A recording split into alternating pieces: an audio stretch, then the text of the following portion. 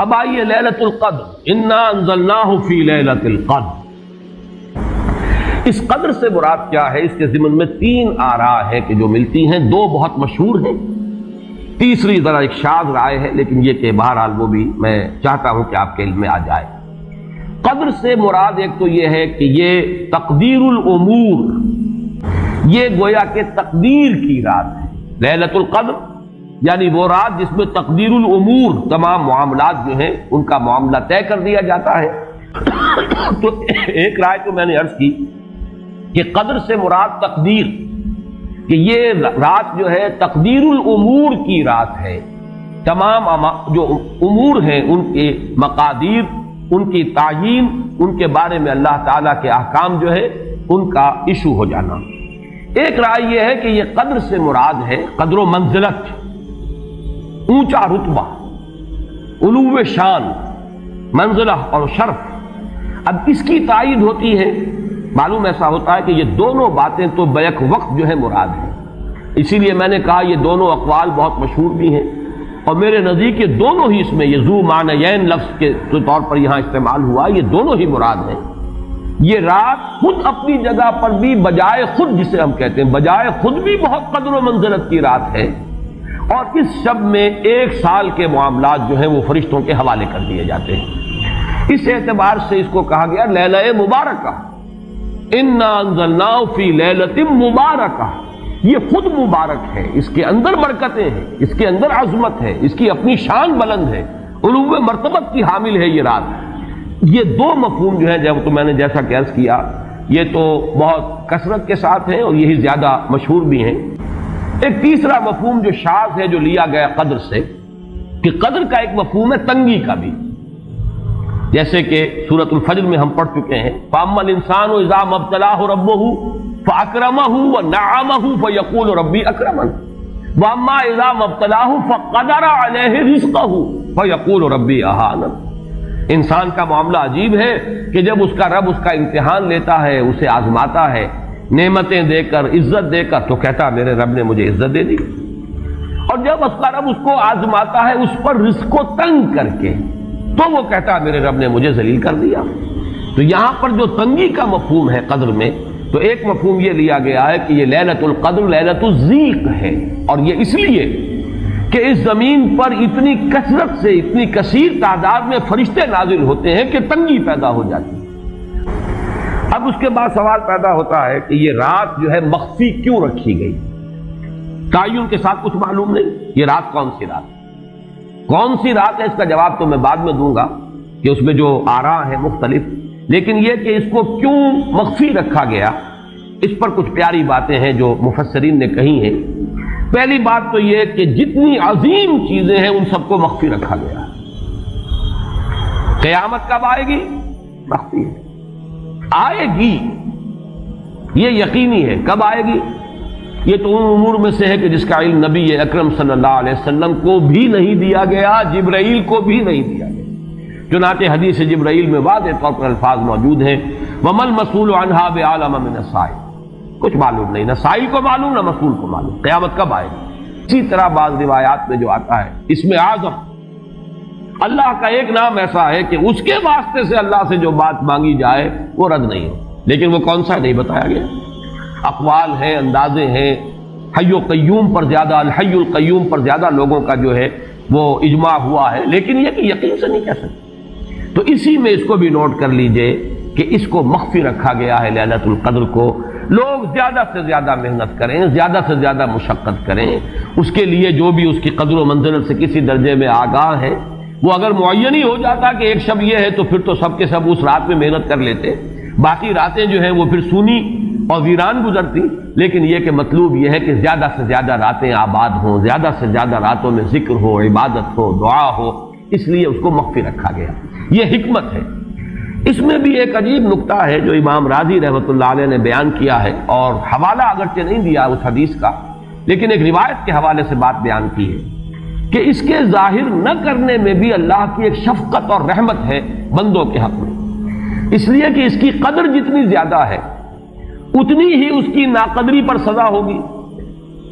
اگر معلوم ہو کہ یہ شب ہے اور اس کی ناقدری کوئی انسان کرے تو گویا کہ پھر وہ اتنا ہی زیادہ مورد عقاب اور مورد سزا بن جائے گا۔ اس کے لیے ایک بڑا پیارا واقعہ نقل کیا امام راضی نے کہ حضور صلی اللہ علیہ وسلم حضرت علی رضی اللہ تعالی عنہ ایک روز مسجد میں داخل ہوئے، ساتھ ہی آئے ہیں، دیکھا کہ ایک شخص سو رہا ہے، نماز کا وقت ہو چکا تھا۔ حضور نے حضرت علی سے فرمایا کہ اسے جگا دو، اسے ہوش میں لے آؤ تاکہ یہ وضو کرے، نماز کے لیے تیاری کرے۔ حضرت علی نے امتثال امر کیا، جا کر جگا دیا۔ لیکن پھر ایک سوال کیا حضرت علی نے کہ حضور آپ تو خود نیکی کے کاموں میں بہت سبقت فرمانے والے ہیں، سباق بالخیر یہ لفظ ہے، سبقت کرنے والے بہت کثرت کے ساتھ، تو آپ نے یہ جو ہے یہ کام خود کیوں نہیں فرمایا اور مجھے کیوں اس کے لیے آپ نے حکم دیا؟ آپ خود بھی اسے جگا سکتے تھے۔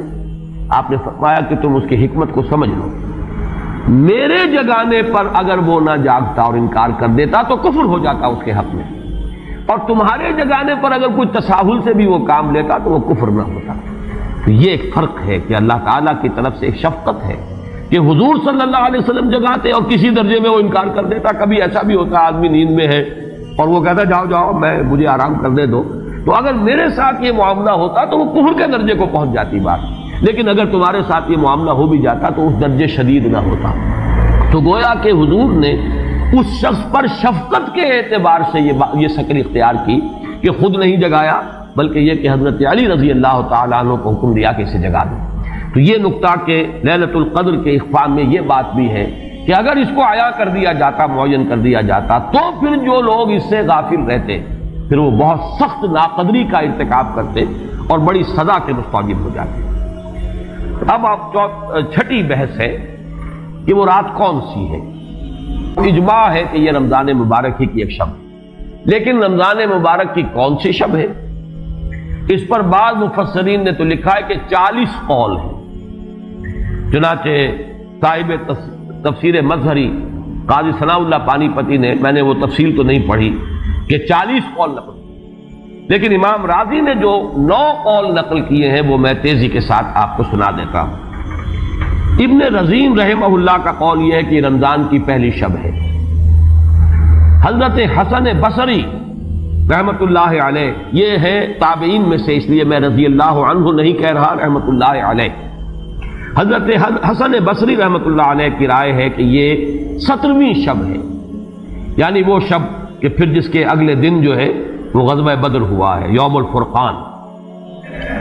حضرت انس رضی اللہ تعالی عنہ مرفوعاً روایت کرتے ہیں کہ یہ 19ویں شب ہے۔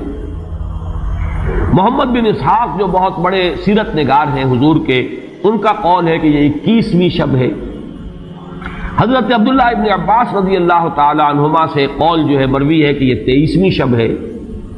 حضرت عبداللہ ابن مسعود رضی اللہ تعالی عنہ سے مروی ہے کہ یہ 24ویں شب ہے، اور اس کو میں ذرا اہمیت دیتا ہوں اس لیے کہ 24ویں شب جو ہے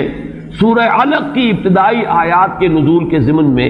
کچھ حساب کتاب کے جوڑنے سے 24ویں اور 25ویں شب کا بھی معاملہ جڑتا ہے، جو کہ میں نے